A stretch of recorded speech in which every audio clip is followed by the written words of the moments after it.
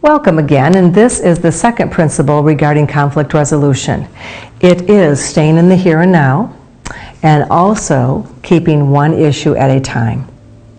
This is very important because today's problems are enough to deal with. The Bible is very specific about this. Matthew 6:34 states, "Therefore, do not worry about tomorrow, for tomorrow will worry about itself." Also, Ephesians 4:31 and 32 states, "Get rid of all bitterness, rage, and anger, brawling and slander, along with every form of malice. Be kind and compassionate to one another, forgiving each other just as Christ and God forgave you." And that is so important because in this forgiveness, this brings the ability to not go to a grudge state.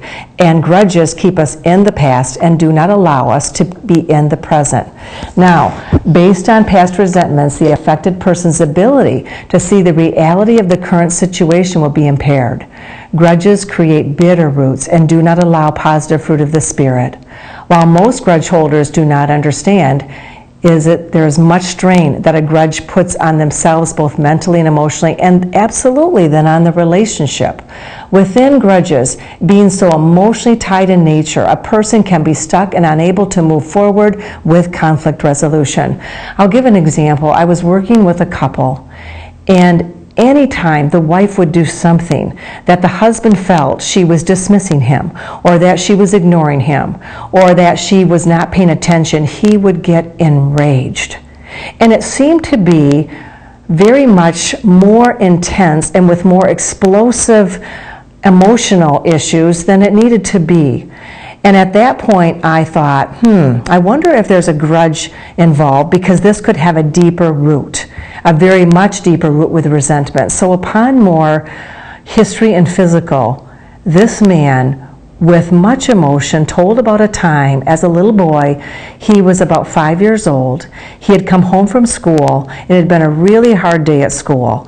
He had gotten something stolen out of his lunch pail. He had been made fun of by some of the other kids in his class, and all he wanted to do was get home and talk to his mother and have a hug from his mother and have a snack. When he got to the door, his mother was having coffee with a neighbor, and she told him he couldn't come in. And he kept on knocking on the door and yelling for his mother to let him in. She started to get mad. And what she did was she pulled down the shade, she locked the door and would not let her son come in. The next thing she heard was a thump, and she ran to the door and looked. He had passed out because he had held his breath. And he did come to, and she immediately then went to get him and brought him in the house. But she was upset. And what that did is it spoke to him that absolutely his needs or his emotions were not important, and he had felt very much abandoned, ignored, and dismissed. And it wasn't until we got in touch with that memory and the grudge he still held that we were able to get through some of the issues that was coming up in conflict between him and his wife. Because the issues that were there in the present between he and his wife, where he had felt abandoned, dismissed, and perhaps it wasn't even actually what the wife was trying to do, but the hookup with the grudge definitely brought more anger, and that had to be resolved and prayed about before they could get through those conflict type of experiences.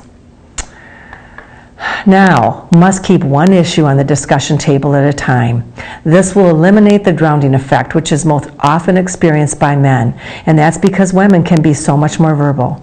We can have up to 40 words for every one word of a man. And when women are bringing up more than one issue at a time, I have watched my men I can see them get super tired and super bored, and it's almost like they can't handle any more conversation.